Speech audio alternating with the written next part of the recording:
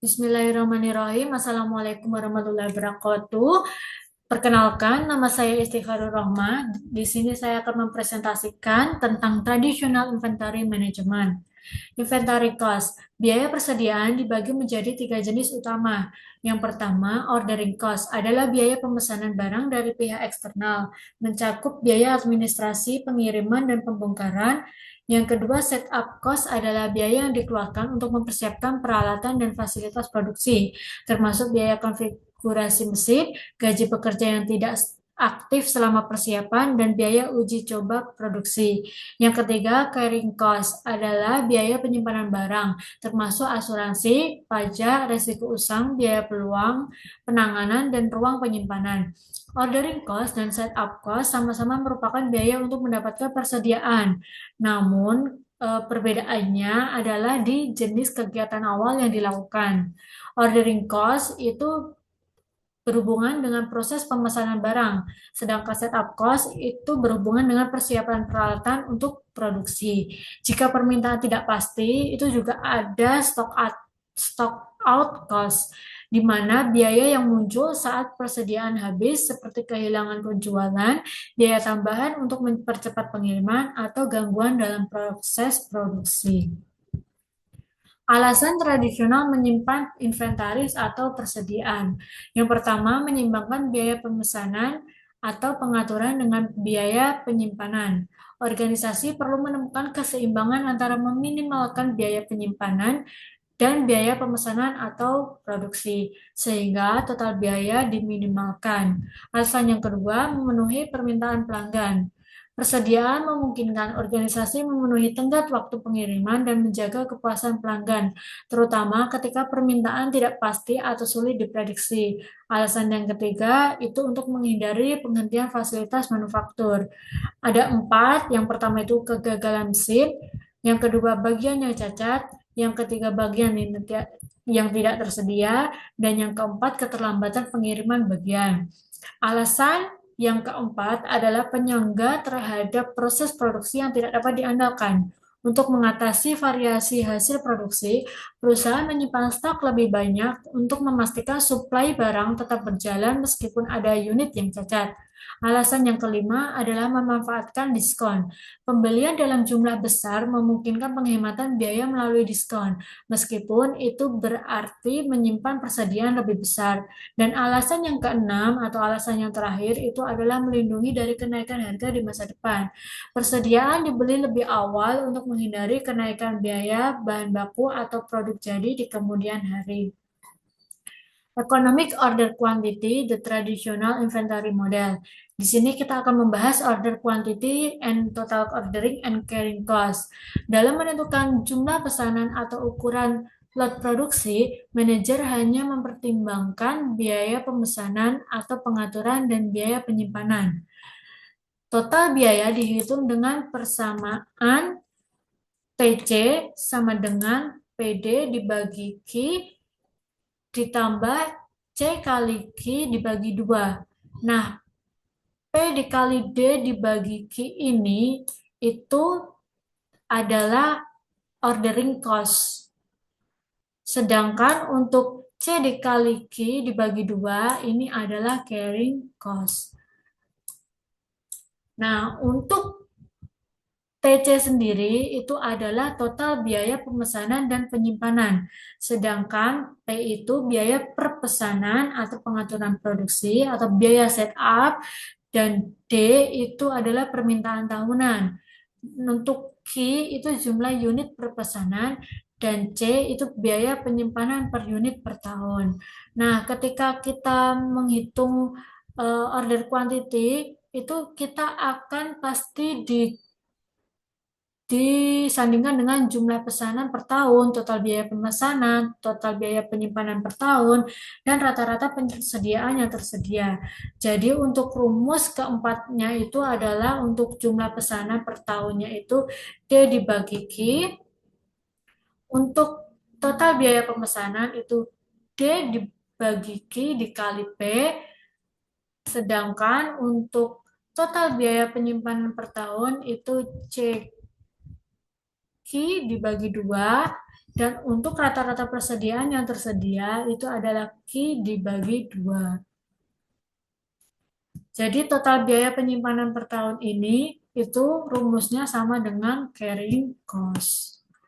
Nah, untuk persamaan ini berlaku untuk organisasi yang menyimpan persediaan termasuk retail, jasa, dan manufaktur, khususnya yang memproduksi barang sendiri.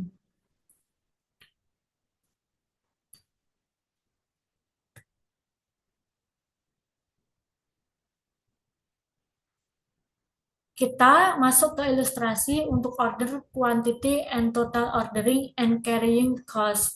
Kita asumsikan bahwa nilai-nilai berikut berlaku untuk sebuah suku cadang yang digunakan dalam perbaikan lemari es. Suku cadang dibeli dari pemasok eksternal.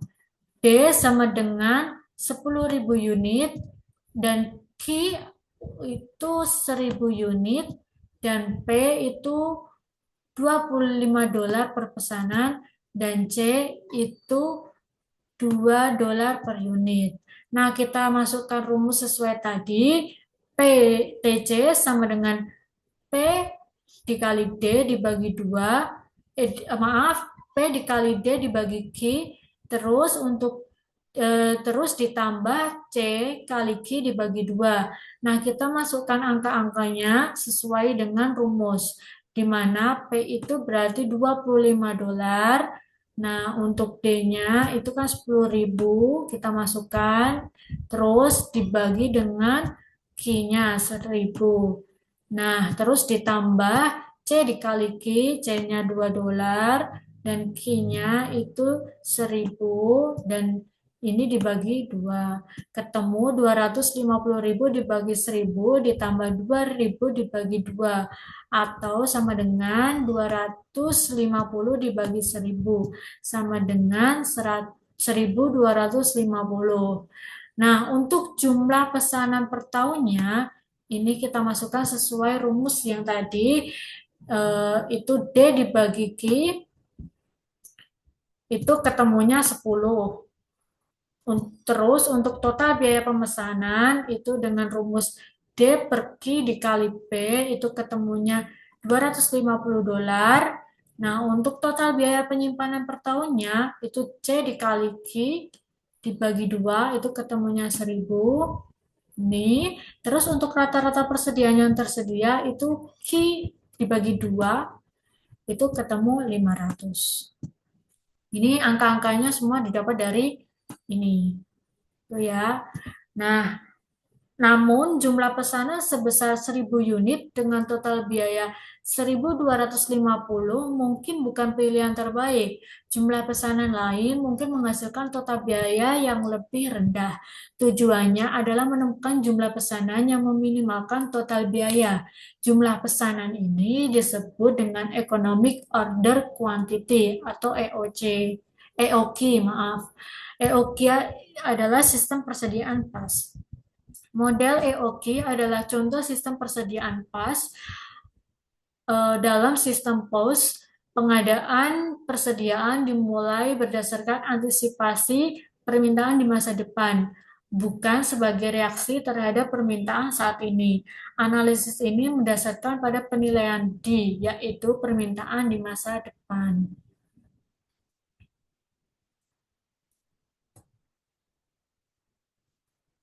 Selanjutnya kita akan membahas tentang computing EOQ. EOQ adalah kuantitas yang meminimalkan persamaan satu. Persamaan satu itu yang tadi TC sama dengan PD dibagi Q ditambah dengan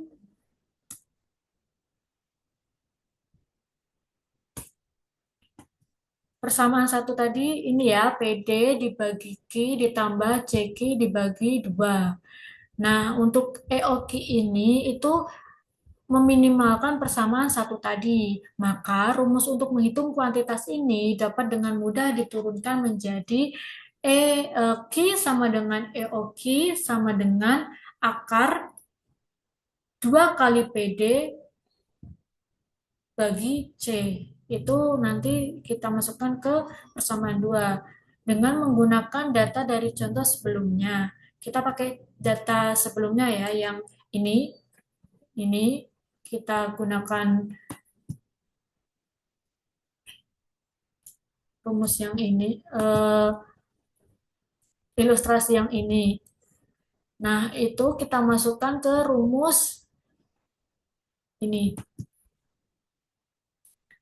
EOQ sama dengan kita masukkan 2 dikali PD, P kali D dibagi C. Nah, ketemu 250.000 di akar, ketemu dengan 500. Nah, memasukkan nilai 500 ini ke Q. Kita masukkan ke persamaan satu tadi. Nah, persamaan satu tadi kan rumusnya PD kita dibagi Q ditambah dengan CQ dibagi 2. Nah, kita masukkan angkanya masing-masing ya. Ini $25 dikali 10.000 dibagi 500. Terus ditambah dengan $2 dikali 500 dibagi 2. Nah, jadi untuk angka 500 ini kita masukkan ke Q sesuai rumus dari persamaan satu. Tuh, jadi beda ya sama yang tadi. Kalau tadi kan kita Q-nya itu pakai data yang udah ada, sedangkan kalau yang ini kita Q-nya itu kita cari dulu. Jadi beda dari yang tadi gitu. Nah, sehingga ketemu TC dengan persamaan yang baru ini adalah 1.000. Nah, jangan lupa kita juga harus cari jumlah pesanan per tahun, total biaya pemesanan, total biaya penyimpanan per tahun, dan rata-rata persediaan yang tersedia. Ini masing-masing udah ketemu ya. Untuk jumlah pesanan per tahunnya 20, total biaya pemesanannya $500, untuk total biaya penyimpanan per tahunnya $500, dan rata-rata persediaan yang tersedia itu 250. Jadi kita masukkan rumusnya ini sesuai dengan ini, ini, ini dan ini. Jadi untuk key yang persamaan kedua ini harus dimasukkan sesuai key yang kita cari tadi, bukan dari data yang tadi lagi ya. Nah, perhatikan bahwa biaya penyimpanan sama dengan biaya pemesanan. Ini sama dengan ini. Jadi total biaya pemesanan ini sama dengan total biaya penyimpanan per tahun. Ini sama ya, ini sama. Sama. Hal ini selalu berlaku untuk model EOQ sederhana. Selain itu, perhatikan bahwa jumlah pesanan sebesar 500 lebih hemat dibandingkan dengan jumlah pesanan 1.000. Nah, tadi kan hasilnya kalau yang kita gunakan key 500 ini dengan key yang tadi itu kan dapatnya beda. Kalau yang tadi itu kan dapatnya TC itu kan 1.250, sedangkan yang ini itu cuma dapat 1.000 ya. Jadi lebih hemat yang ini, yang key-nya itu 500 unit itu. Terus kita lanjut ke selanjutnya.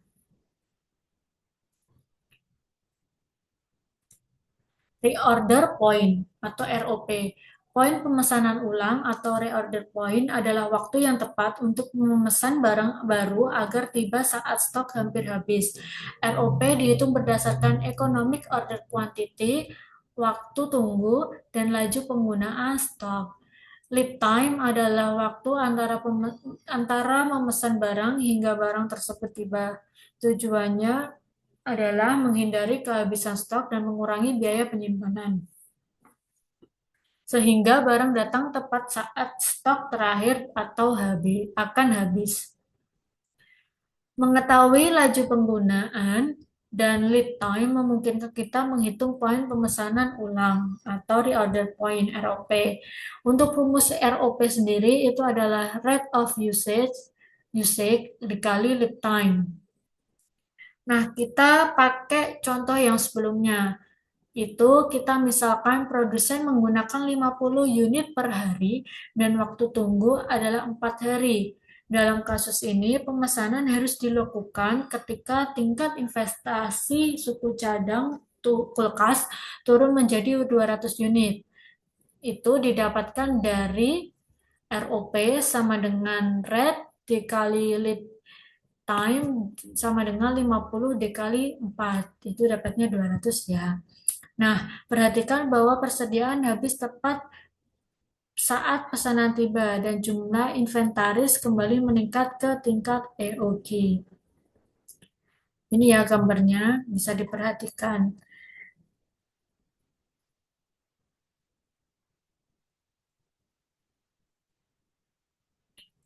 Kemudian kita tetap masih di reorder point, tapi kita akan membahas ketidakpastian permintaan dan eh, poin pemesanan ulang reorder point. Nah, kita asumsikan jika permintaan tidak pasti, kehabisan stok atau stock out bisa terjadi.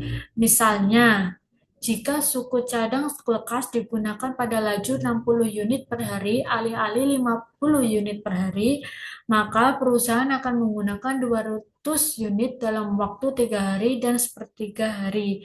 Karena pesanan baru tidak akan tiba hingga akhir hari keempat.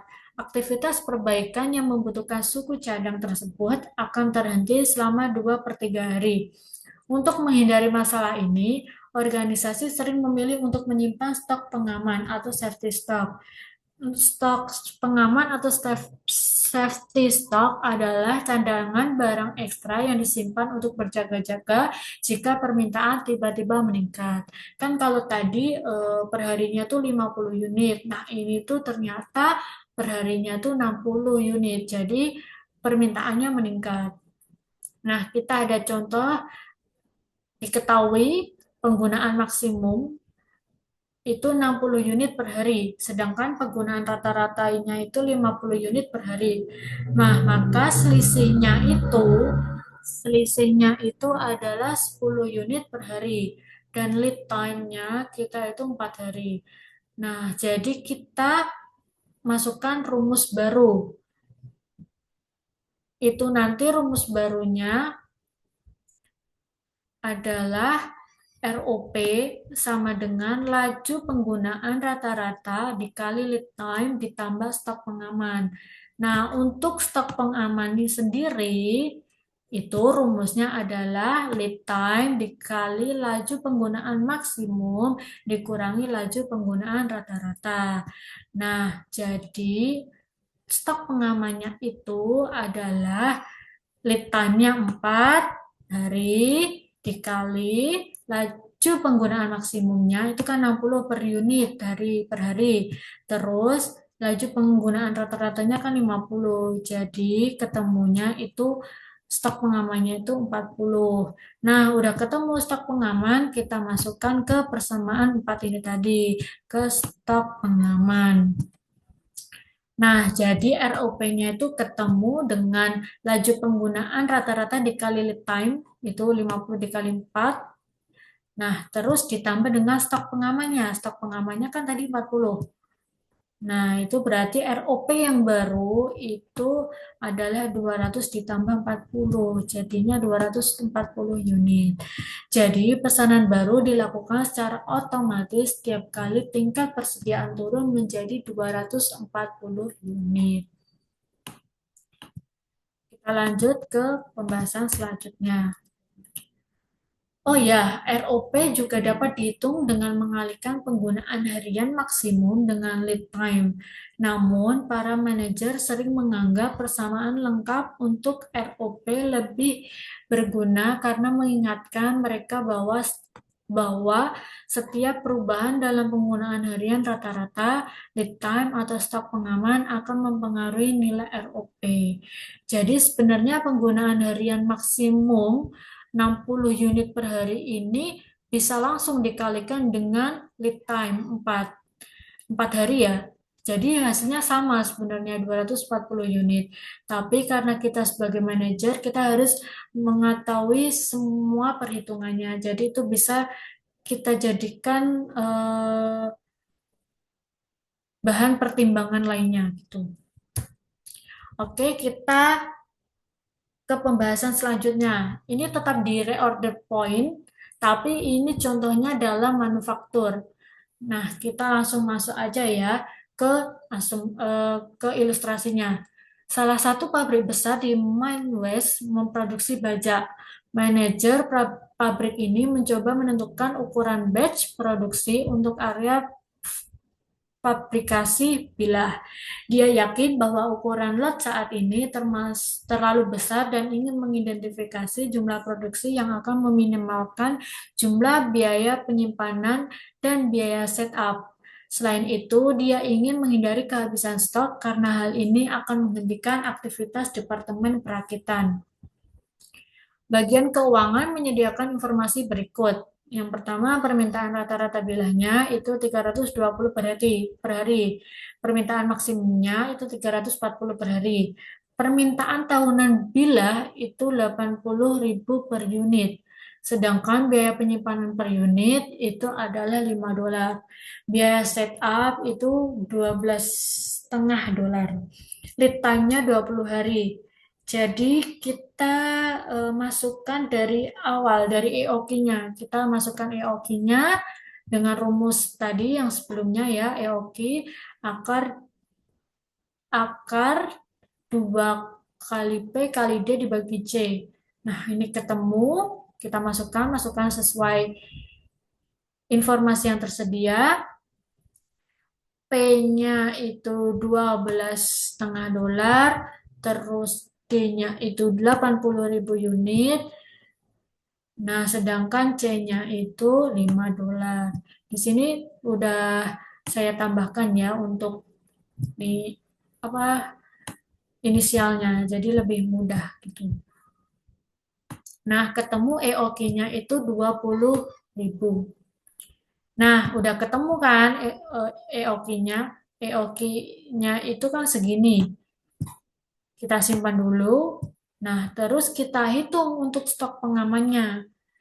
Nah, kan kita hitung tuh stok pengaman dari lead time dikali laju penggunaan maksimum dikurangi laju penggunaan rata-rata.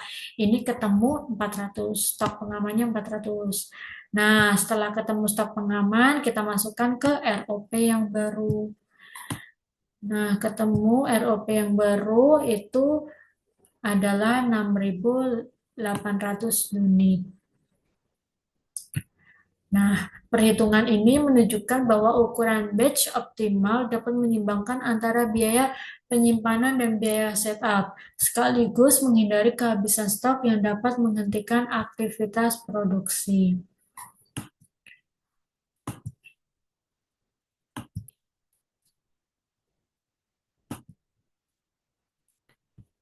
Kemudian kita lanjut pembahasan EOQ dan Inventory Management. Pendekatan tradisional dalam manajemen inventaris adalah sistem just in case yang cocok untuk situasi tertentu, seperti rumah sakit yang memerlukan obat dan peralatan medis selalu tersedia untuk keadaan darurat.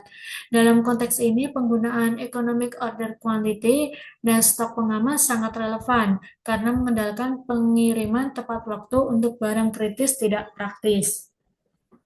Model EOQ membantu menemukan keseimbangan optimal antara biaya penyimpanan dan biaya setup, serta mengatasi ketidakpastian dengan stok pengaman.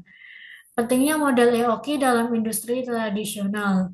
Model EOQ sangat penting dalam industri manufaktur tradisional di Amerika Serikat yang biasanya memproduksi massal produk standar dengan biaya setup tinggi. Contohnya, produksi bila baja memerlukan batch besar, misalnya 20.000 unit, untuk memenuhi permintaan tahunan 20.000 unit.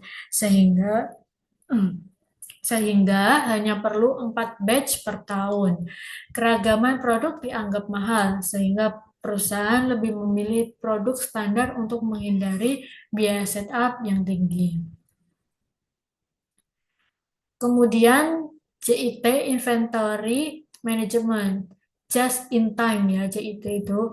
Nah, dalam 10-20 tahun terakhir, lingkungan manufaktur telah berubah drastis akibat globalisasi, kemajuan teknologi, dan tekanan kompetitif.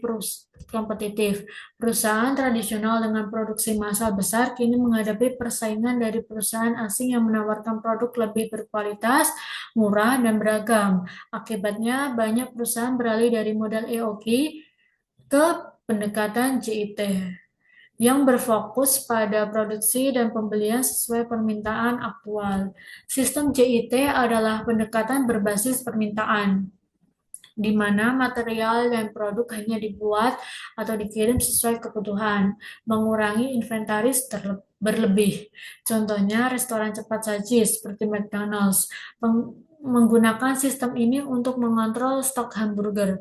Dalam manufaktur, prinsip serupa diterapkan. Setiap operasi memproduksi sesuai kebutuhan operasi berikutnya, sehingga material tiba tepat waktu untuk memenuhi permintaan. Pembelian JIT sebagai bagian penting dari sistem ini melibatkan pengiriman material tepat waktu untuk produksi. Hubungan erat dengan pemasok sangat penting agar pasokan sesuai kebutuhan produksi. Survei di Amerika Serikat menunjukkan bahwa 85% produsen telah mengadopsi sistem ini. Tujuan strategis JIT adalah meningkatkan keuntungan dan daya saing dengan mengurangi biaya, meningkatkan kualitas, dan memperbaiki kinerja pengiriman. Sistem ini juga menghilangkan pemborosan yang terkait dengan inventaris berlebih, seperti biaya ruang, tenaga kerja, dan ketidakefisien tersembunyi. Selain efisiensi biaya, JIT memberikan fleksibilitas dalam merespon kebutuhan pelanggan yang terus berubah. Dengan JIT, inventaris dipandang sebagai beban yang harus diminimalkan, bukan sekadar sistem manajemen stok.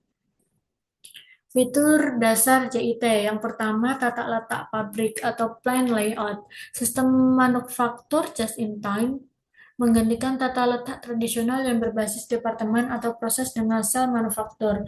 Dalam tata letak tradisional, mesin-mesin dengan fungsi serupa dikelompokkan bersama dan produk dipindahkan antar departemen. Sebaliknya, JIT menggunakan sel manufaktur, yaitu area yang terdiri dari mesin-mesin yang disusun berdasarkan fungsi atau produk serupa, biasanya berbentuk setengah lingkaran untuk memfasilitasi alur kerja berurutan. Dalam JIT, pekerja dilatih untuk mengoperasikan semua mesin di sel tersebut, menciptakan tenaga kerja multi-skill dibandingkan spesialisasi tradisional. Setiap sel berfungsi seperti pabrik kecil, sering disebut pabrik di dalam pabrik. Tata letak ini memperpendek waktu penyelesaian, mengurangi biaya manufaktur, dan membutuhkan ruang lebih sedikit. Sebagai contoh, Compact Computer Corp mengurangi kebutuhan ruang sebesar 23% dan meningkatkan output per kaki persegi sebesar 16% di salah satu pabriknya. Efisiensi ruang ini dapat mengurangi kebutuhan pembangunan pabrik baru di masa depan. Ini ada perbandingan tata letak pabrik dari tradisional manufacturing layout dengan just-in-time manufacturing layout. Untuk tradisional manufacturing layout itu pada tata letak manufaktur tradisional ini tuh setiap produk melewati departemen yang dikhususkan untuk satu proses tertentu, seperti mesin bubut lattes, penggiling abrasif itu di abrasive grinders, dan atau peralatan las itu di welding equipment. Nah, setiap departemen memproses berbagai produk secara terpisah, sehingga alur kerja menjadi lebih panjang dan berpindah-pindah antar departemen. Sedangkan untuk just-in-time manufacture layout, itu setiap produk diproses dalam sel khusus. Misal, sel A untuk produk A, sel B untuk produk B. Semua mesin yang diperlukan untuk memproduksi produk diletakkan dalam satu sel, sehingga alur kerja lebih efisien dan terfokus pada satu produk atau subassembly tertentu. Fitur dasar JIT yang kedua itu pengelompokan dan pemberdayaan karyawan.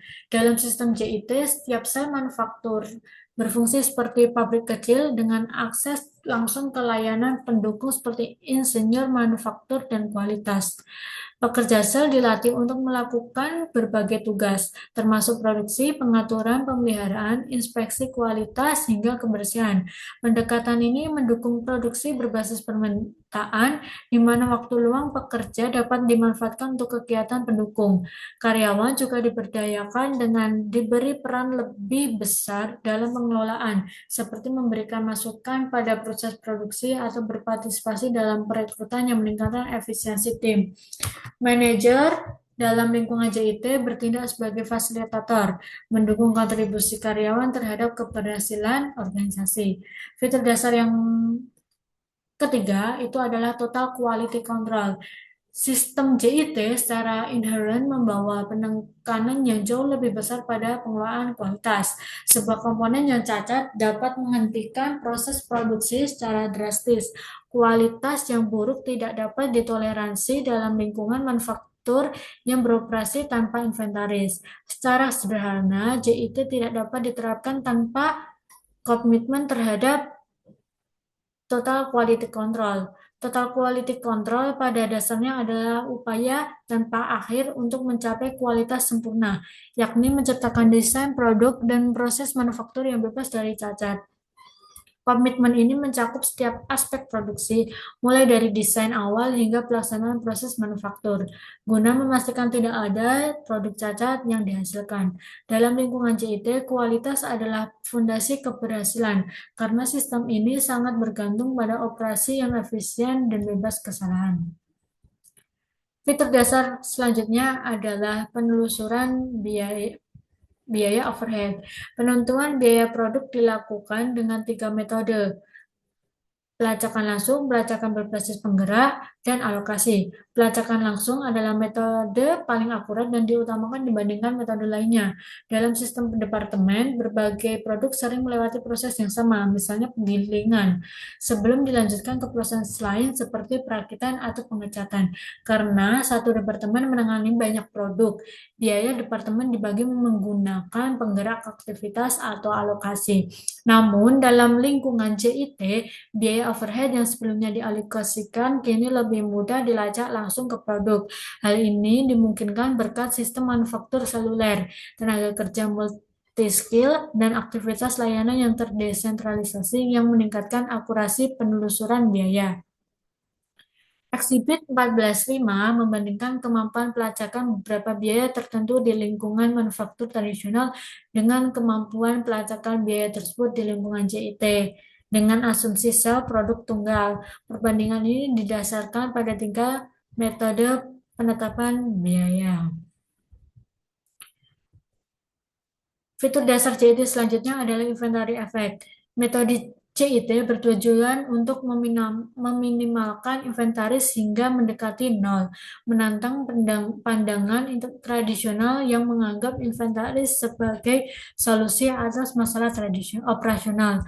Dalam pendekatan tradisional, inventaris digunakan untuk mengelola biaya pemesanan dan penyimpanan, menyediakan penyangga terhadap permintaan tak terduga, mengatasi keterlambatan pengiriman atau kerusakan mesin, serta memanfaatkan diskon kuantitas bahan produk. Namun, JIT melihat inventaris sebagai pemborosan yang mencerminkan masalah seperti kualitas buruk, waktu tunggu panjang, dan kinerja pengiriman yang rendah. Sebagai alternatif, JIT menawarkan solusi yang tidak memerlukan inventaris tinggi, seperti manufaktur yang lebih efisien, waktu tunggu yang lebih pendek, dan peningkatan kualitas. Dengan menghilangkan ketergantungan pada inventaris, JIT membantu perusahaan meningkatkan daya saing di pasar melalui pengelolaan yang lebih ramping dan responsif terhadap kebutuhan pelanggan. Eksibit 14.6 ini adalah perbedaan utama antara lingkungan manufaktur JIT dan lingkungan manufaktur tradisional. Kemudian, setup and carrying cost, the JIT approach. Pendekatan JIT berbeda secara radikal dengan metode tradisional dalam mengelola biaya penyiapan dan penyimpanan. Sementara pendekatan tradisional menyeimbangkan kedua biaya tersebut. JIT berfokus pada menghilangkan biaya penyiapan atau pemesanan sepenuhnya, dengan menekankan biaya ini hingga tidak signifikan. CIT hanya perlu meminimalkan biaya penyimpanan dengan cara mengurangi inventaris ke tingkat yang sangat rendah. Prinsip ini mendukung tujuan utama JIT untuk mencapai inventaris nol.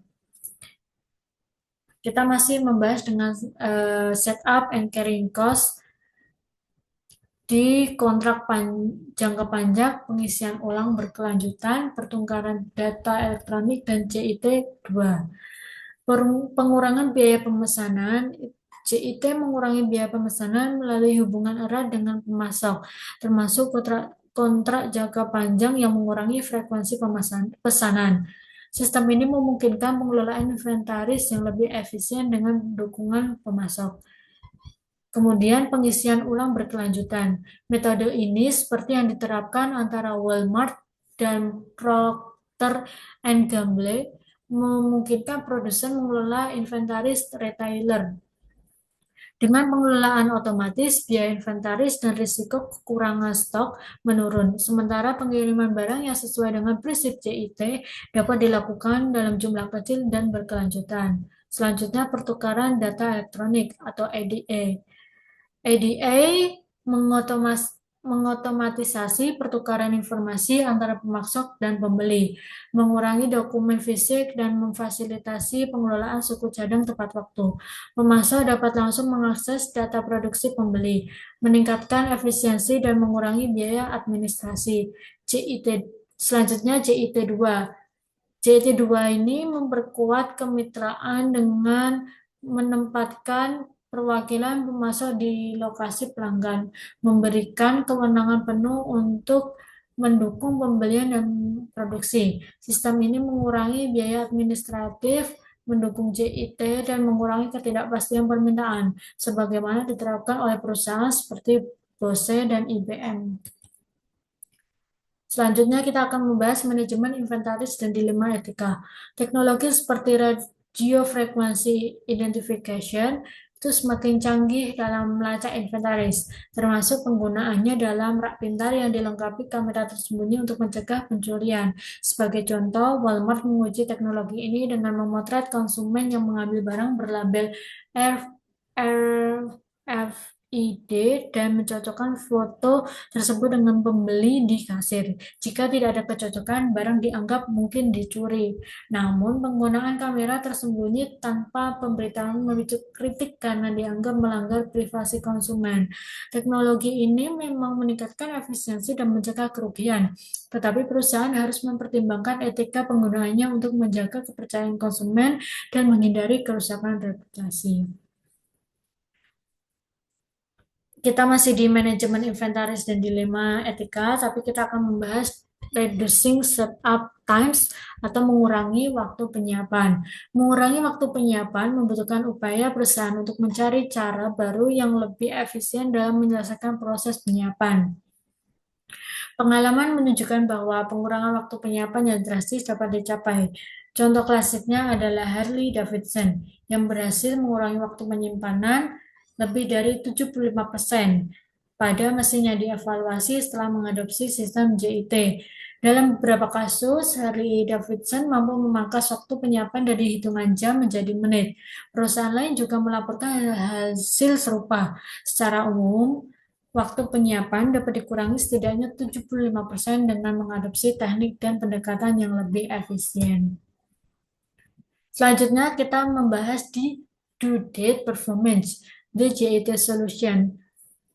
Kinerja tanggal jatuh tempo, ini solusi JIT. Kinerja tanggal jatuh tempo mengukur kemampuan perusahaan dalam memproses kebutuhan pelanggan. Sebelumnya, inventaris barang jadi digunakan untuk memastikan perusahaan dapat memenuhi tanggal pengiriman yang diminta. Namun, just in time menyelesaikan masalah ini dengan secara signifikan mengurangi waktu tunggu, bukan dengan menumpuk inventaris. Waktu tunggu yang lebih pendek meningkatkan kemampuan perusahaan untuk memenuhi permintaan pengiriman tepat waktu dan merespon perusahaan pasar dengan cepat, sehingga meningkatkan daya saing. CIT mencapai pengurangan waktu tunggu hingga 90% melalui pengurangan waktu penyiapan. peningkatan kualitas, dan penerapan manufaktur berbasis seluler. Menghindari penghentian produksi dan meningkatkan keandalan proses. Pendekatan CIT. Dalam produksi, masalah seperti mesin rusak, bahan cacat, atau kekurangan material sering ditutupi dengan inventaris yang tinggi. Pendekatan just in time mengurangi inventaris hingga nol, sehingga masalah ini terlihat dan harus diselesaikan. CIT menyelesaikan masalah ini melalui pemeliharaan pencegahan total, kontrol kualitas total, dan membangun hubungan yang tepat dengan pemasok. Menghindari penghentian produksi dan meningkatkan keandalan proses pendekatan CIT. Tadi ada 3 ya, kita akan membahas yang pertama dulu, total preventive maintenance atau adalah pemeliharaan pencegahan total. Tujuan utamanya itu adalah nol kerusakan mesin dengan memberikan perhatian lebih pada pemeliharaan pencegahan, sebagian besar kerusakan mesin dapat dihindari. Tujuan ini lebih mudah dicapai dalam lingkungan JIT karena filosofi tenaga kerja lintas disiplin. Dalam sistem JIT, umum bagi pekerja sel untuk dilatih dalam pemeliharaan mesin yang mereka operasikan. Selain itu, karena sifat JIT yang berbasis tarik, pekerja sel sering memiliki waktu produksi yang tidak terpakai. Waktu tersebut dapat dimanfaatkan secara produktif dengan melibatkan pekerja sel dalam kegiatan pemeliharaan pencegahan. Yang kedua adalah total quality control. Masalah suku cadang yang cacat diselesaikan dengan berupaya mencapai nol cacat. Dalam lingkungan CIT yang tidak bergantung pada inventaris untuk menghentikan suku cadang atau material yang cacat, kualitas material yang diproduksi secara internal maupun yang dibeli dari pemasok eksternal menjadi sangat penting. Hasilnya, jumlah suku cadang yang ditolak dapat berkurang hingga 75-90% dengan menurunkan jumlah suku cadang yang cacat. Alasan untuk mempertahankan inventaris karena proses yang tidak andal juga menjadi semakin tidak relevan. Yang terakhir itu the Kanban system. Sistem Kanban memastikan material dan suku cadang tersedia tepat waktu dengan mengontrol produksi melalui kartu atau penanda. Kartu ini digunakan untuk mengatur jumlah yang diproduksi atau diambil, menjaga inventaris tetap rendah sesuai prinsip CIT. Kanban melibatkan 3 jenis kartu. Yang pertama, withdrawal Kanban, mengatur jumlah yang diambil oleh proses berikutnya. Yang kedua, production Kanban, mengatur jumlah yang diproduksi oleh proses sebelumnya. Dan yang ketiga, vendor Kanban, memberitahu pemasok kapan harus mengirim material. Misalnya, dalam produksi komputer, pekerja mengambil suku cadang dengan W-Kanban, memprosesnya, lalu sinyal diberikan kepada bagian sebelumnya dengan P-Kanban untuk memproduksi lebih banyak. Untuk subassembly yang dibeli, vendor Kanban memberi sinyal kepada pemasok untuk mengirimkan tepat waktu. Sistem ini menjaga aliran material lancar, inventaris minimal, dan hubungan erat dengan pemasok. Nah, ini untuk Kanban system ya, kan tadi ada 3. Nih, ada 3 nih, withdrawal Kanban, production Kanban, vendor Kanban. Nah, yang Exhibit 14.7 ini itu withdrawal Kanban. Ini digunakan untuk mengatur pengambilan material dari proses sebelumnya. Pada contoh ini, kartu ini menunjukkan pengambilan circuit board dari CB assembly untuk diproses di final assembly. Kapasitas wadah diatur, memastikan hanya jumlah diperlukan yang diambil. Nah, sedangkan untuk exhibit 14.8 ini itu production Kanban. Ini digunakan untuk memerintahkan proses sebelumnya memproduksi ulang material sesuai kebutuhan. Pada contoh itu CP Assembly diperintahkan memproduksi 8 circuit board untuk mengisi ulang stok. Yang terakhir ini ada Exhibit 14.9. Ini contoh dari vendor Kanban. Ini memberitahu pemasok untuk mengirimkan bahan baku pada waktu tertentu, seperti komputer casing dari carry supply ke elektro PC. Hal ini mendukung sistem CIT dengan pengiriman dalam jumlah kecil secara teratur. Nah, Exhibit 14.10 ini menjelaskan proses Kanban-nya. Ini ada diagram menunjukkan alur kerja Kanban. Yang pertama kita menggunakan withdrawal Kanban. Ini withdrawal ya. Ini yang pertama. Nah, itu kemudian dilepas di withdrawal post ke sini oleh proses berikutnya. Nah, ini alur withdrawal postnya kan di sini. Di sini. Nah, itu setelah itu kita masuk ke langkah 2 3 di mana ini withdrawal Kanban dibawa ke CB Store untuk memesan lebih banyak di CB Store-nya. Nah, kalau udah sampai di sini, kita akan ke step keempat, di mana produksi Kanban dilepas dari stok di CB Store dan ditempatkan di Production Ordering Post. Nah, ordering postnya itu di sini. Nah, setelah itu kita masuk ke proses kelima. Ini proses kelima. Proses kelima ini disebut withdrawal Kanban dikaitkan dengan wadah dan dibawa ke proses berikutnya. Yang keenam, production Kanban memberi sinyal ke CB. Ini produksinya, ini memberi sinyal ke CB assembly untuk memproduksi ulang. Ini memberi sinyal ya.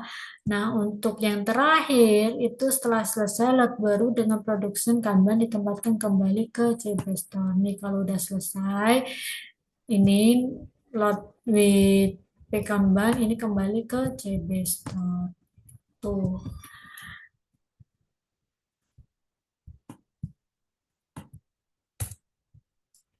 Kita masuk ke pembahasan selanjutnya.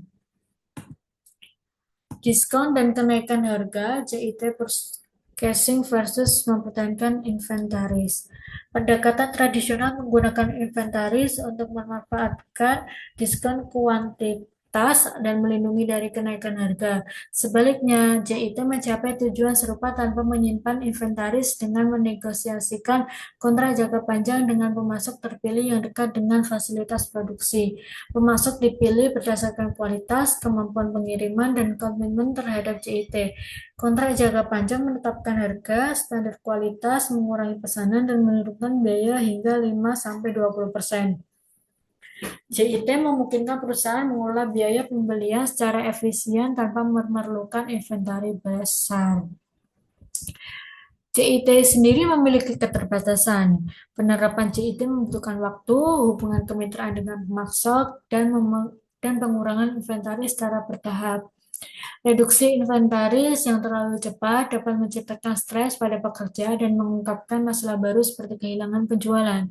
Kelemahan utama JIT sendiri adalah ketiadaan buffer inventaris yang membuat produksi rentan terhadap gangguan dan risiko kekurangan stok.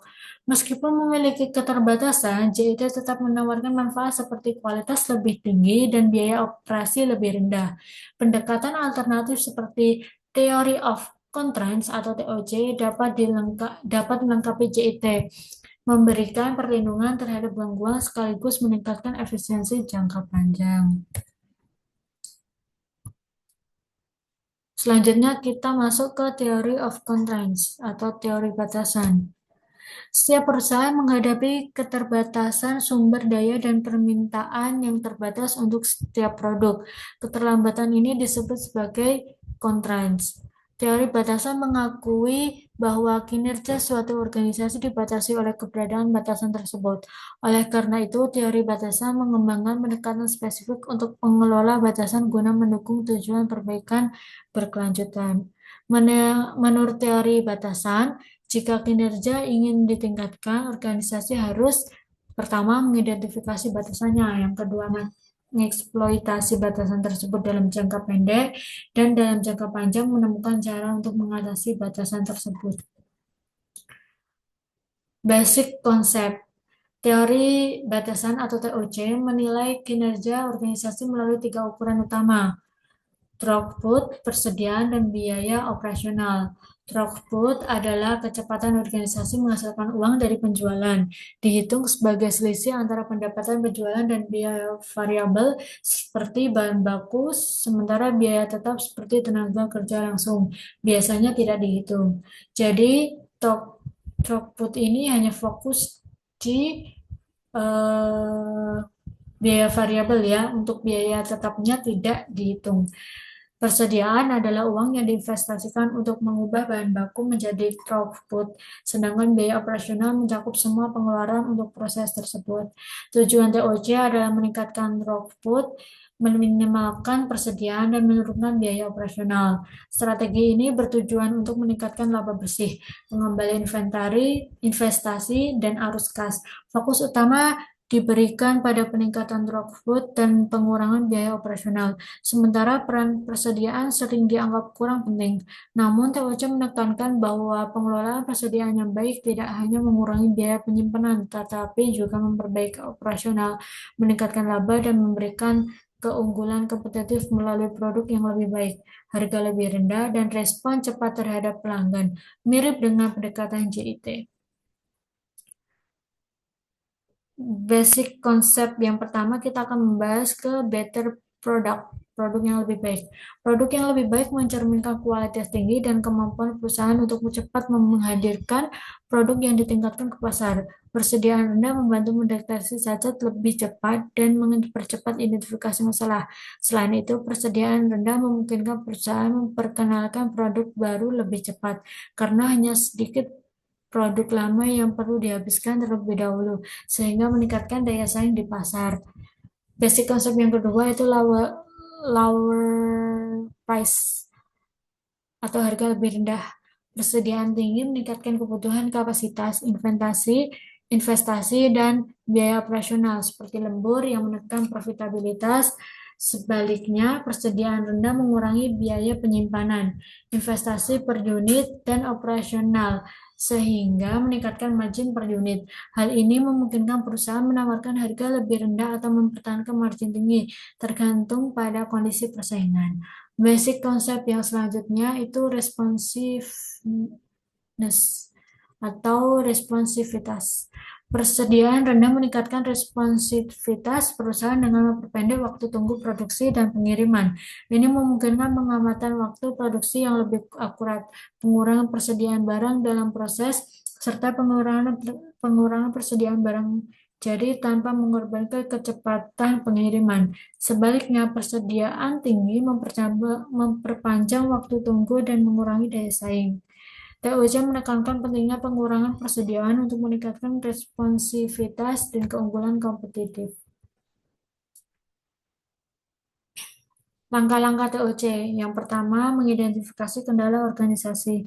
Kendala organisasi terbagi menjadi eksternal dan internal. Kendala longgar terjadi saat sumber daya tidak sepenuhnya digunakan, sedangkan kendala mengikat terjadi saat sumber daya terbatas sepenuhnya dimanfaatkan. Untuk memaksimalkan throughput, kombinasi produk optimal dipilih dengan mempertimbangkan kendala ini, memaksimalkan margin kontribusi total. Contohnya, Comfort Company produksi dua suku cadang X 300 dolar per unit dan Y 600 dolar per unit. Meski margin Y lebih besar, keputusan produksi dipengaruhi oleh hubungan sumber daya terbatas dengan produk. Kombinasi optimal bergantung pada margin kontribusi per unit sumber daya langka, bukan hanya margin per unit produk. Hal ini memastikan profitabilitas maksimal dengan mempertimbangkan semua kendala. Ini ya, ini ada ilustrasi untuk satu kendala internal yang mengikat. Ini diketahui total waktu mesin tersedia 120 jam per minggu, waktu pengeboran per unit X, suku cadang X-nya itu 1 jam per unit, sedangkan suku cadang yang Y itu 3 jam per unit. Sedangkan margin kontribusi per unitnya itu suku cadang X 300 dolar per unit, suku cadang Y 600 dolar per unit. Nah, kita akan mencari margin kontribusi total jika hanya X diproduksi, terus kita juga akan mencari margin kontribusi total jika hanya Y yang diproduksi, dan Yang terakhir kita akan mencari kombinasi produk mana yang lebih menguntungkan dari suku cadang X atau Y. Nah, kita akan menjawab yang pertama dulu. Bagaimana jika kita hanya memproduksi suku cadang X? Nah, itu berarti nanti unit X yang dapat diproduksi itu adalah 120 unit. Ini didapatkan dari 120 jam per minggu dibagi 1 jam per unit.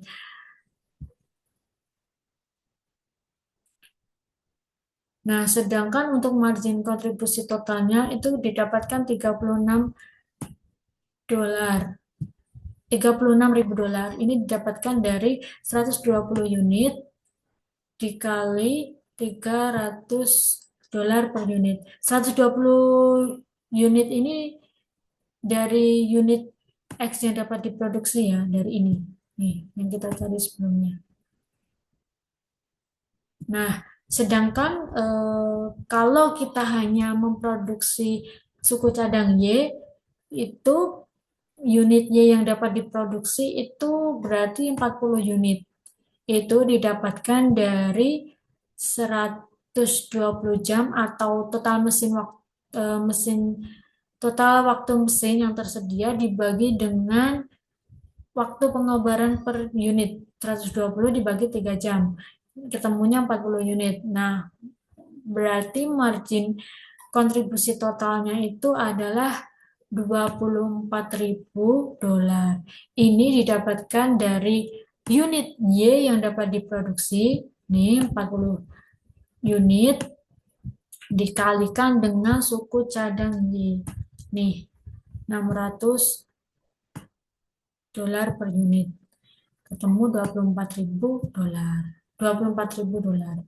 Nah, yang terakhir kita cari nih perbandingan antara suku cadang X dengan Y. Kita hitung perbandingan marginnya, mana yang lebih menguntungkan ya. Nah, X ini dia margin kontribusinya berarti kita hitung dari margin kontribusi per unit. Ini 300 dolar per unit. Ini dari ini margin kontribusi per unitnya dikalikan dengan waktu pengobaran. Nih, ini dikalikan dengan ini. Nah, ketemu dengan 300 dolar per jam. Nah, untuk suku cadang Y, rumusnya sama ya, tapi dimasukkan sesuai suku cadang Y-nya, Mas. Suku cadang Y. Nah, ketemu dengan 200 dolar per jam. Nah, kalau dibandingkan, ini berarti lebih menguntungkan yang X. Karena 300 dolar per jam itu lebih besar daripada 200 dolar per jam. Jadi lebih menguntungkan yang suku cadang X. Nah, untuk kombinasi optimalnya itu berarti kan produksi 120 unit itu di suku cadang X, itu margin kontribusi totalnya 36 dolar dengan kendala waktu mesin sepenuhnya digunakan kendala mengikat. Kesimpulan, produksi 120 unit suku cadang X memberikan keuntungan maksimal dengan total margin kontribusi 36.000 dolar per minggu. Kita masuk ke pembahasan selanjutnya. Ini satu kendala internal yang mengikat ya. Ini selanjutnya adalah kendala internal mengikat dan kendala eksternal mengikat. Diketahuinya itu masih sama dengan yang sebelumnya nih. Masih sama ya untuk diketahui 1, 2, 3-nya itu masih sama. Cuma bedanya ini ditambahi dengan kendala eksternal. Kalau tadi kan dia tidak ada kendala eksternal ya. Jadinya hanya 3 ini. Tuh, sedangkan kalau ini kan ada kendala eksternal. Kendala eksternalnya itu ada maksimal penjualan suku cadang X itu 30 unit, sedangkan maksimal penjualan Y itu 100 unit. Nah, untuk selanjutnya kita akan mencari kombinasi optimal untuk X dan Y dan berapa margin kontribusi total dengan kombinasi tersebut. Nah, yang pertama kita akan menghitung produksi produksi X ini sebanyak mungkin hingga batas eksternal. Unit X yang diproduksi kan 30 unit. Nih, 30 unit. Itu kan berarti dari maksimal penjualan. Dari maksimal penjualan X. Suku cadang X ya. Nah, untuk waktu mesin yang digunakan itu berarti 30, ini 30 unit. Nah, ini didapatkan dari ini, unit X yang diproduksi. Nah, untuk 1 jam per unit, ini berarti dari waktu pengobaran ya. Jadi, waktu mesin yang digunakan itu 30 jam. Nah, sedangkan untuk margin kontribusi dari X-nya itu berarti 30 jam, ini didapatkan dari waktu mesinnya digunakan, ini. Nah, ini dikalikan dengan $300 per unit. Ini didapatkan dari margin kontribusi per unit suku cadang X. Nah, didapatkan dengan $9.000. Nah, langkah yang kedua, kita gunakan sisa waktu mesin untuk memproduksi Y. Nah, sisa waktu mesinnya itu 120 jam per minggu. Ini didapatkan dari total waktu mesin yang tersedia ya. Nih, dari sini. Nah, dikurangi 30 jam. 30 jam ini dari waktu mesin yang digunakan. X nih, dari sini. Nah, itu dapatnya kan berarti 90 jam. Nah, kita cari unit Y yang dapat diproduksi. Itu dari sisa mesin waktu ini 90 dibagi waktu per unit Y. Waktu per unit Y ini dapat di ini 3 jam per unit dari waktu pengobaran. Jadinya 90 dibagi 3 ketemu 30 unit. Nih, ini unit Y yang dapat diproduksi. Nah, kita hitung margin kontribusi dari Y-nya.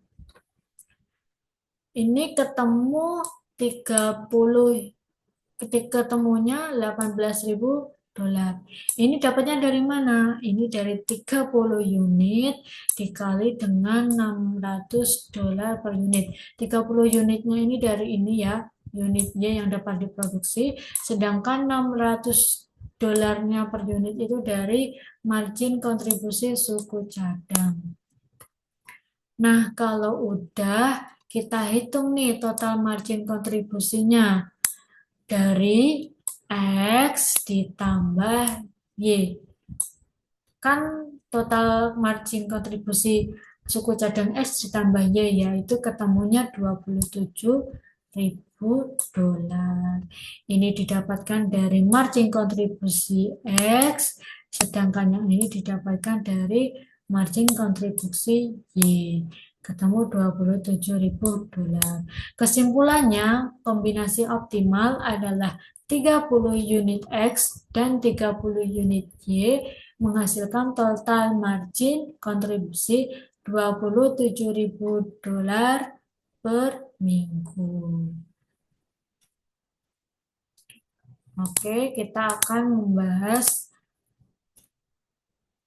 pembahasan selanjutnya. Nah, untuk langkah TOC yang kedua itu adalah mengeksploitasi kendala yang mengikat. Langkah untuk memanfaatkan kendala mengikat melibatkan produksi kombinasi produk optimal dan memastikan kendala tersebut menjadi pusat penjadwalan seluruh operasi. Dalam filosofi TOC, kendala utama yang mengikat disebut drummer, yang menentukan tingkat produksi seluruh pabrik. Proses hilir mengikuti output drummer, sedangkan proses hulu dijadwalkan sesuai tingkat produksi drummer untuk menghindari persediaan barang dalam proses yang berlebihan. Sistem drum buffer loop digunakan untuk mengelola kendala ini. Buffer waktu adalah cadangan persediaan di depan drummer untuk melindungi throughput dari gangguan, sementara rope membatasi pelepasan material di proses awal agar sesuai dengan kapasitas drummer. Nah, ada ilustrasi untuk langkah kedua ini. Diketahui produksi mingguan sebesar atau kapasitas kendala pengeboran 30 unit untuk suku cadang X dan 30 unit untuk suku cadang Y. Ini per minggu ya. Nah, sedangkan jumlah hari kerja per minggunya itu 5 hari. Buffer waktunya itu 2 hari cadangan. Tingkat pelepasan material hariannya itu material untuk pengeboran harus dilepaskan sesuai tingkat produksi drummer, yaitu 6 unit untuk suku cadang X dan 6 unit untuk suku cadang Y per hari diperoleh dari pembagian mingguan ke harian. Nah, ini 6 unit X ini sama 6 unit Y ini didapatkan dari 30 unit X dan itu dibagi 5, 36 30 unit Y dibagi 5. Jadi ketemu 6 unit X, 6 unit Y. Nah, kita akan mencari berapa unit buffer yang diperlukan untuk 2 hari. Kita akan juga mencari berapa unit material yang harus dilepaskan setiap hari. Nah, untuk langkah pertama, kita akan menghitung buffer waktu persediaan untuk 2 harinya. Buffer adalah stok material yang dipersiapkan untuk menjaga agar proses pengeboran drummer tetap berjalan lancar selama 2 hari. Karena tingkat produksi harian drummer adalah 6 unit X dan 6 unit Y. Ini ya, ini dapat dari sini. Nih. Nah, maka buffer X untuk 2 hari itu berarti 6 unit dikali dengan 2 hari. Ketemu 12 unit. Yang Y juga sama. 6 dikali 2 sama dengan 6 unit. Sama dengan 12 unit. Untuk total buffer itu berarti 12 unit untuk suku cadang X dan 12 unit untuk suku cadang Y. Disiapkan di depan drummer untuk 2 hari kerja. Untuk langkah kedua, kita hitung tingkat pelepasan material atau rope. Material dilepaskan dari proses awal penggerindaan ke drummer dengan laju harian yang sesuai dengan tingkat produksi drummer. Karena produksi mingguan adalah 30 unit X dan 30 unit Y, dan pekerjaan dilakukan selama 5 hari. Nah, tingkat pelepasan untuk harian X itu berarti tingkat mingguan X dibagi hari kerja, berarti 30 unit dibagi 5 hari sama dengan 6 unit X. Sedangkan untuk Y itu berarti sama ya, 30 dibagi 5 sama dengan 6 unit Y. Nah, hasil akhirnya untuk buffer itu berarti 12 unit X dan 12 unit Y disiapkan sebelum drummer, dan hasil akhir rope itu berarti 6 unit X dan 6 unit Y dilepaskan setiap hari dari proses awal untuk menjaga stabilitas produksi drummer. Nah, kita akan lanjut ke pembahasan selanjutnya. Langkah kedua, ini masih ke langkah kedua ya, mengeksploitasi kendala yang mengikat. Nah, di sini ada ilustrasi untuk proses drummer buffer rope system, general deskripsi. Di sini ada penjelasan singkatnya ya dari drummer proses. Drummer proses sendiri di sini itu proses ini adalah kendala utama yang mengatur kecepatan seluruh pabrik. Kapasitasnya menentukan tingkat produksi maksimum. Semua proses lain harus menyesuaikan diri dengan irama drummer. Yang kedua, time buffer. Time buffer ini ada di sini. Nah, itu buffer ditempatkan sebelum drummer, memastikan kendala utama tidak pernah berhenti karena kekurangan input. Misalnya, stok cadangan di buffer berikan waktu untuk mengatasi gangguan tanpa menghentikan produksi. Sedangkan ROP sendiri itu ditunjukkan dengan garis putus-putus mengontrol pelepasan material dari proses awal. Material dilepaskan secara bertahap sesuai kapasitas drummer untuk mencegah kelebihan persediaan di barang dalam proses. Nah, untuk alur prosesnya itu material melewati ini material kita pakai warna yang lain, kita pakai warna merah. Nah, alur prosesnya itu yang pertama dari material. Material ini akan melewati proses awal di inisial inisial proses di sini. Nah, setelah ke inisial proses, dia akan masuk ke proses A, terus ke proses B sebelum mencapai drummer. Nah, sebelum masuk ke drummer. Sebelum masuk ke drummer ini, buffer memastikan material siap digunakan.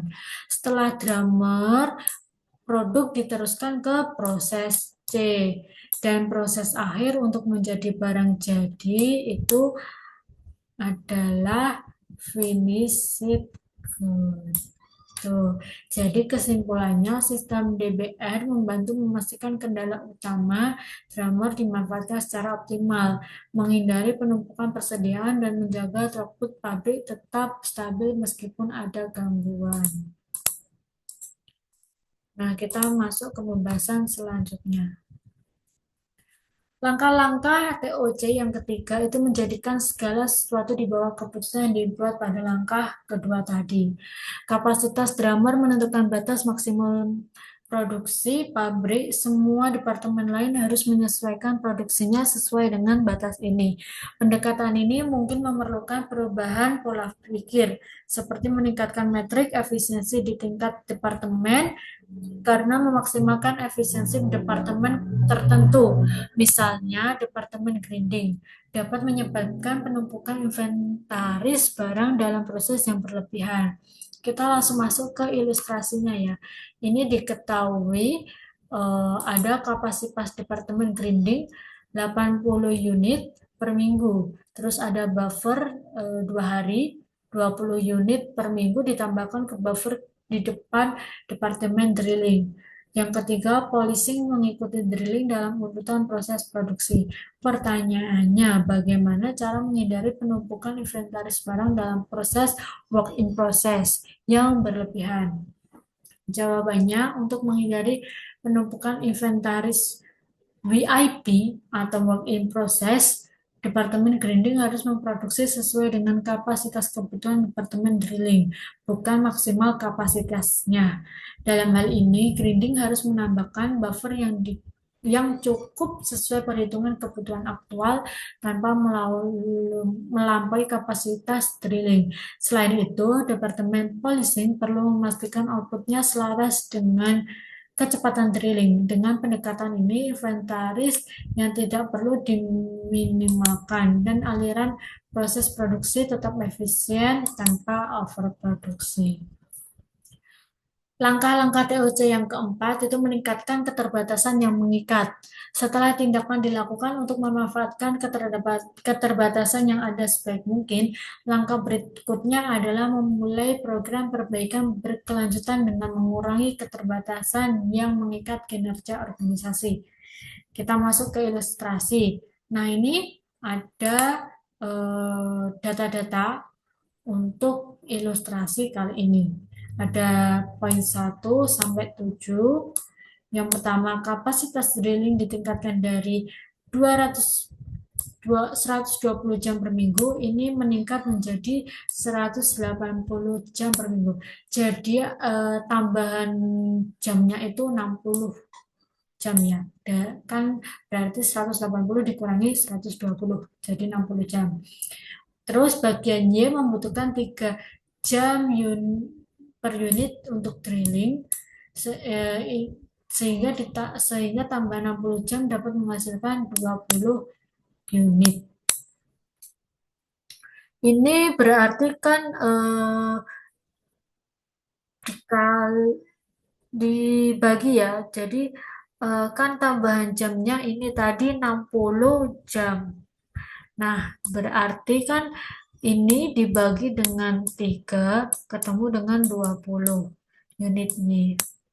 Nah, untuk margin kontribusi per unitnya itu berarti $600.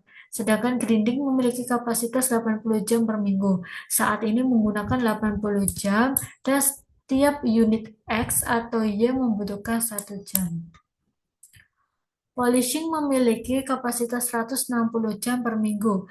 X membutuhkan 2 jam per unit dan Y membutuhkan 1 jam per unit. Kombinasi awal itu 30 unit X dan 30 unit Y. X, Y di sini itu suku cadang X dan suku cadang Y gitu ya. Tapi biar singkat makanya ditulis X, Y gitu. Biaya tambahan setengah shift itu berarti biayanya $50 per jam. Di sini kita akan mencari apakah penambahan setengah shift pada dry lift layak dilakukan. Kita cari ya apakah layak, layak atau tidak. Yang pertama, langkahnya itu tambahkan 60 jam pada drilling memungkinkan produksi 20 unit Y ekstra. Ini 60 dibagi 3 tadi ya udah saya jelaskan. Nah, ini dengan margin kontribusi $600 per unit. Throughput meningkat sebesar 12.000 per minggu. Ini didapatkan dari $600 dikali 20. Berarti margin kontribusi ditambah dengan eh, drilling memungkinkan produksi 20 unit. Nah, grinding dapat menangani peningkatan ini karena hanya memerlukan tambahan 20 jam dari kapasitas tersisa. Berarti 80 dikurangi 60. 80 ini dapat dari ini ya, 80 jam per minggu. Nah, ini dikurangi dari 60 jam. Ini selisih. Selisih ininya, kapasitas awal sama tambahannya. Selisihnya kan 60 jam. Jadi 20. Terus polishing juga mampu menangani tambahan 20 unit Y, membutuhkan waktu 20 jam ekstra dari kapasitas yang tersisa. 160 dikurangi 90 sama dengan 70. 160 ini didapatkan dari polishing kapasitas 160 ini. Nah, ini dapatnya dari sini. Nah, sedangkan 90 ini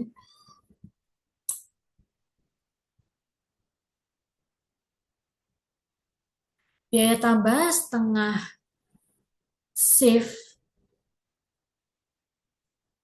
adalah $3.000 per minggu. Itu didapatkan dari 50 dikali 60. Ini 60-nya itu 60 jam ya. Nih selisih. Selisih ininya. Ini tambahan jamnya. Tuh dapat dari itu, berarti ini 50-nya itu didapat dari biaya tambahan setengah shift. Dengan didapatkan 3.000 per minggu. Dengan peningkatan throughput sebesar 12.000 per minggu, keuntungan bersih dari penambahan shift adalah $9.000 per minggu. Ini didapatkan dari $12.000 dikurangi $3.000. Ini 12.000-nya ini didapatkan dari peningkatan throughputnya,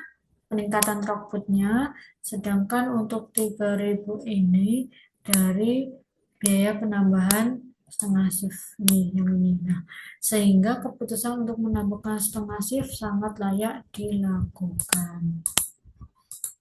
Kita masuk ke pembahasan selanjutnya. Ini masih di langkah keempat, meningkatkan keterbatasan yang mengikat. Nah, ini ada penjelasan dari Exhibit 1412 secara sederhananya ya. Ini eh, pertama dari drum itu drilling proses.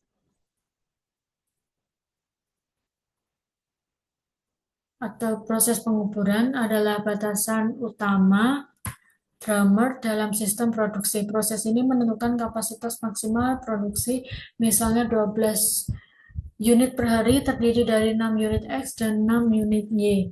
Drum berfungsi sebagai pengatur tempo seluruh produksi agar alur tidak terlalu cepat atau lambat.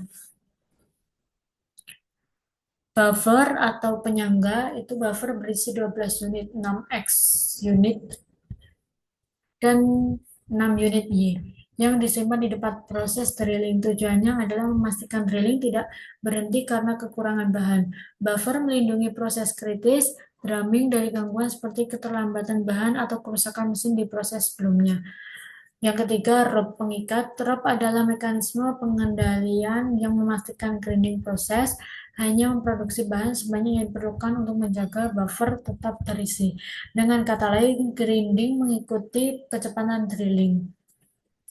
Drummer, drilling drummer agar tidak terjadi kelebihan produksi, overproduction. Yang keempat, polishing proses. Setelah drilling selesai, barang diproses di polishing sesuai kecepatan output drilling. Proses ini harus sinkron agar aliran produksi tetap lancar hingga barang selesai menjadi produk akhir, finished goods. Nah, langkah yang terakhir dari langkah-langkah TUC itu adalah ulangi prosesnya. Pada akhirnya, keterbatasan sumber daya drilling akan ditingkatkan hingga mencapai titik di mana keterbatasan tersebut tidak lagi mengikat. Misalnya, perusahaan menambahkan satu shift penuh untuk operasi drilling, meningkatkan ketersediaan sumber daya menjadi 240 jam, baik keterbatasan drilling maupun polishing mampu memproduksi lebih banyak bagian Y. Tetap proses grinding tidak dapat Trading hanya dapat memproduksi maksimum 80 unit per unit per minggu dalam kombinasi apapun antara X dan Y. Dengan demikian, keterbatasan drummer yang baru adalah grinding. Setelah keterbatasan drummer yang baru diidentifikasi, maka proses TOC diulangi. Tujuannya adalah untuk terus meningkatkan kinerja dengan mengelola keterbatasan. Cukup sekian dari presentasi saya. Bila ada salah kata atau kata-kata yang kurang bisa dimengerti, mohon dimaafkan. Sekian dari saya. Wassalamualaikum warahmatullahi wabarakatuh.